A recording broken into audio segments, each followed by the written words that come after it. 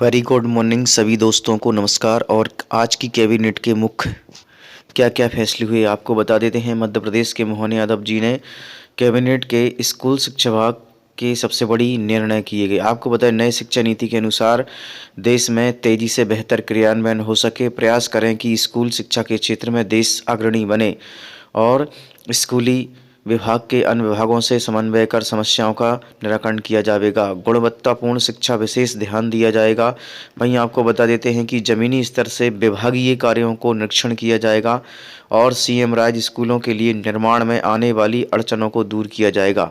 वहीं आपको बता देते हैं कि मध्य प्रदेश के वर्तमान मुख्यमंत्री ने पूर्व मुख्यमंत्री श्री शिवराज सिंह चौहान का बंगले से किया विदाई समारोह, जिसमें आपको बता देते हैं कि मध्य प्रदेश के मुख्यमंत्री श्री शिवराज सिंह चौहान की आंखों से आंसू झलक पड़े। आपको बता देते हैं, ये प्यारे मेरे भाइयों बहनों नमस्कार। आज मुख्यमंत्री श्री शिवराज सिंह चौहान विदा ले रहे हैं। निवास के साथ साथ कर्मचारियों को पता चल गया है। आपको बता देते हैं, जन सेवा से मैं जुड़ा हूँ।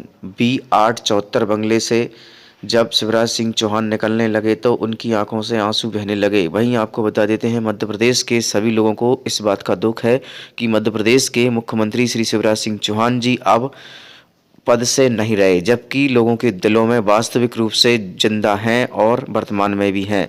इस तरह से माननीय मुख्यमंत्री श्री शिवराज सिंह चौहान अपने पद से अब हट चुके हैं।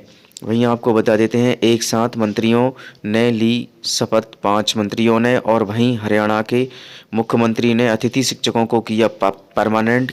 स्पष्ट कर दें कि सरकार के पैर नहीं होते और फोटो से स्पष्ट हो रहा है कि मोदी जी को आप देख लीजिए, पैर नहीं दिखाई दे रहे, जबकि आम जनता के पैर दिखाई दे रहे हैं। फोटो से सीखने के लिए बहुत कुछ मिल रहा है कि जो कुछ करना पड़ेगा, चलना फिरना पड़ेगा, जनता को ही करना पड़ना पड़ेगा, किंतु सरकार अपनी जगह पर स्थिर होती है। अब मध्य प्रदेश की सबसे बड़ी खबर, मध्य प्रदेश के अतिथि शिक्षक पिछले 18 सालों से कार्य कर रहे अतिथि शिक्षकों के समन्वय समिति के पदाधिकारी डिप्टी सीएम से मिले हैं। वहीं आपको बता देते हैं कि मध्य प्रदेश के लिए जल्द से जल्द अतिथि शिक्षकों के लिए नियमितीकरण की आस कर रहे मध्य प्रदेश के अतिथि शिक्षकों का भविष्य सुरक्षित किया जाए।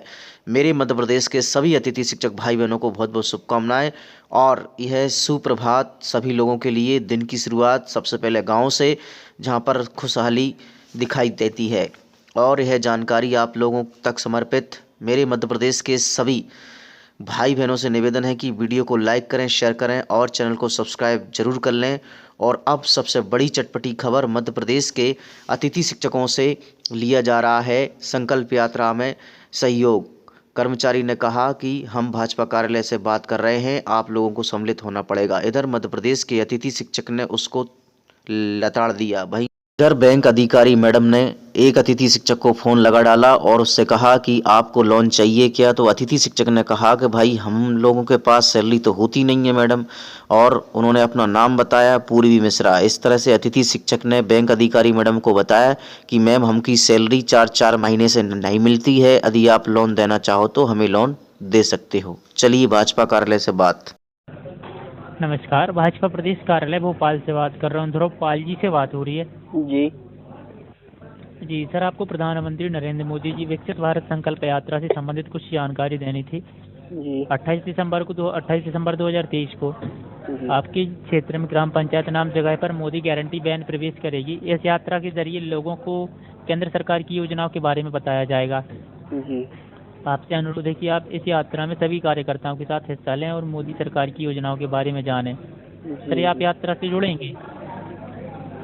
देखो, यदि समय मिलेगा तो जुड़ेंगे। जी बिल्कुल सर। आपके साथ मिनिमम कितने लोग जुड़ सकते हैं यात्रा में? है जी कि अब जुड़ने के लिए तो जुड़ेंगे, चले जुड़ेंगे। जी सर, लगभग बता सकते हैं आपके अनुमान से? हमारी कौन सुनता है जोड़ने के लिए। सही बात है सर। आपसे आग्रह है कि विकसित भारत संकल्प यात्रा के अंतर्गत आपको 10 विकसित भारत एम्बेसडर बनाने हैं। जानकारी के लिए धन्यवाद। आपका दिन शुभ हो। Hello sir. जी बताइए। ये हमारी सुनेगा कौन? हम लोग अतिथि शिक्षक हैं। जी सुनेगा कोई? सर, क्यों नहीं सुनेंगे आपकी बात? क्यों नहीं सुनेंगे? 14 साल से काम कर रहे हैं, कोई नहीं सुन रहा है सर। सर माफ़ी चाहेंगे, इस बारे में कोई बात नहीं कर सकते हैं आपसे अभी। नहीं, धन्यवाद वही है जानकारी के लिए। अतिथि शिक्षक। प्रदेश के अतिथि शिक्षकों को हर काम में निचोड़ के रख दिया है। जो भी अतिथि शिक्षक है उसको बुरी तरीके से काम लिया जा रहा है। इधर पूर्वी मिश्रा ने कहा कि आपको लोन चाहिए क्या, अतिथि शिक्षकों का हंसी मजाक उड़ा कर रख दिया है। आइए सुनते हैं पूरी खबर विस्तार से। हेलो। हेलो। नमस्ते सर जी। नमस्ते। सर पूर्वी मिश्रा बात कर रही हूँ, राजनगर के HDFC बैंक के DSC ऑफिस से। जी। सर पर्सनल लोन के अकॉर्डिंग हमने कॉल किया था, आपको आवश्यकता होगी क्या सर? कैसा मिल रहा है? सर जो आपको रेट ऑफ इंटरेस्ट लगेगा वो लगेगा 7.25 का, 1,00,000 पे 7,250 रुपए। महीना की सालाना? सालाना सर। 1,00,000 पे 7,000। 1,00,000 पे 7,250 रुपए लगेंगे आपको एक वर्ष में। और उसमें सब processing fees? Sir processing fees जो लगेगी वो लगेगी आपको 5,000 रुपए। कितने तक का? कितने तक का? आपको जितना भी अमाउंट लेना आपको प्रोसेसिंग फीस उतनी ही लगेगी। आप चाहे 1,00,000 लो, 2,00,000 लो या 10,00,000 लो, आपको प्रोसेसिंग फीस वही लगेगी। अच्छा। जी यदि 10 लाख ले रहे हैं तो भी 5,000 लगेंगे? जी। होगी सर आपको आवश्यकता लोन की? हाँ।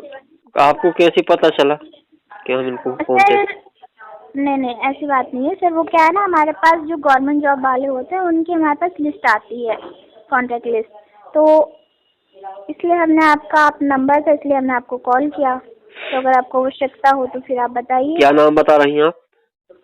पूर्वी मिश्रा। तो आपको कैसे पता कि ये गवर्नमेंट जॉब में है? सर हमारे पास लिस्ट आती है ना गवर्नमेंट जॉब वालों की। अच्छा, तो आप बता सकती हैं कौन सी गवर्नमेंट जॉब में है? कैसा सर? आप बता सकती हैं कौन सी गवर्नमेंट जॉब में है हम? सर आप सचिव होंगे या फिर टीचर होंगे, क्योंकि जो हमारे पास अभी फिलहाल में लिस्ट है इसमें हमें सचिव और टीचरों की लिस्ट दी गई है। तो आप बता दो आप सर क्या करते हो? हम तो खेती करते हैं। खेती तो शायद आप नहीं करते होंगे सर। करते हैं ना, खेती करते हैं। अच्छा, मतलब आप जॉब नहीं करते हैं? नहीं, जॉब करते हैं, गेस्ट टीचर हैं। टीचर हो आप? गेस्ट में है, अतिथि शिक्षक। अच्छा। तो सैलरी कितनी होगी सर आपकी? सैलरी तो अभी पिछले 7,000 थी, अब बढ़ा दी है, 14,000 कर दी है, लेकिन अभी मिली नहीं है 3-4 माह से। कंफर्म चाहिए? 3-4 माह से मिली नहीं है सैलरी अभी। अच्छा। जो अतिथि शिक्षक है ना, उनको हर मास सैलरी नहीं मिल रही है, मिलती ही नहीं है। मतलब मिलती ही नहीं है कि मिल नहीं रही है? मिलती ही नहीं है। अच्छा।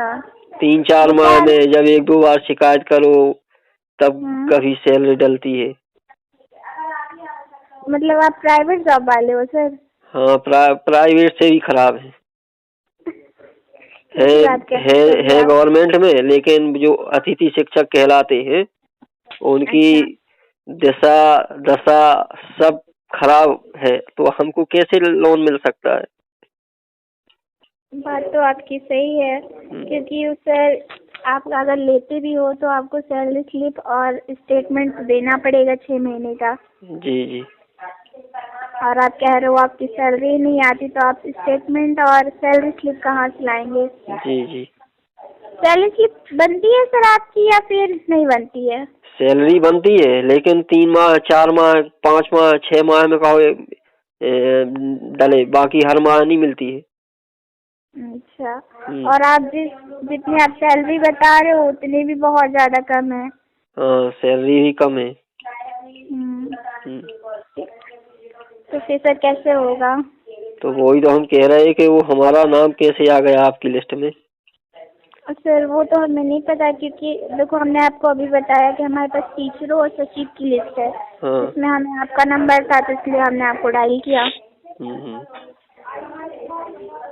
चलिए ठीक है सर, अगर आपकी सैलरी बढ़ती है या फिर किसी और को आवश्यकता हो तो हम करवा सकते हैं। आवश्यकता तो हम ही को है, लेकिन हमको कैसे मिलेगी? आप ही बताइए। एक मिनट रुकना सर। जी। एक हमारे कस्टमर है, इनकी सैलरी आती है 2-3 महीने बाद।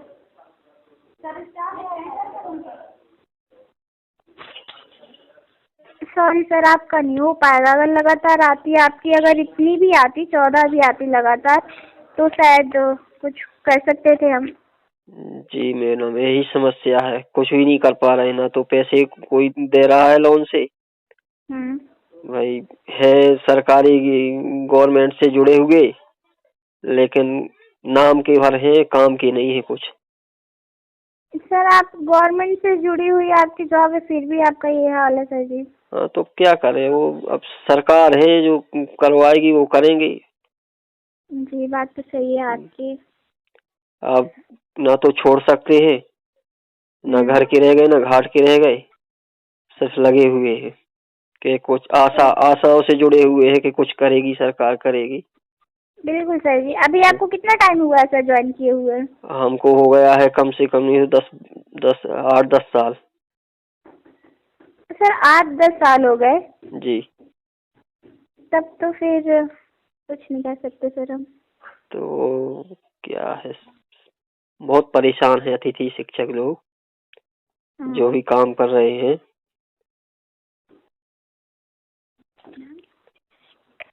सर आप अपना पूरा नाम क्या लिखते हैं? ध्रुवपाल सिंह परमार।